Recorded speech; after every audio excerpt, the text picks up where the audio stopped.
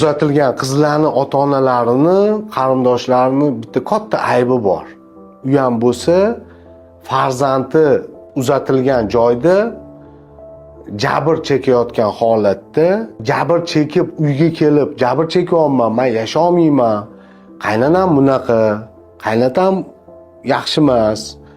Erim so'kadi, uradi, jazolaydi, qiynaydi meni. Men u yoqda yasha olmayman degan holatlarda ota-onalar birgalashib o'sha qizni erga teggan oilasiga borib o'tirib muhokama qilib yonini olmaydi. Himoya qilmaydi qizni. Kelinni himoya qilmaydi.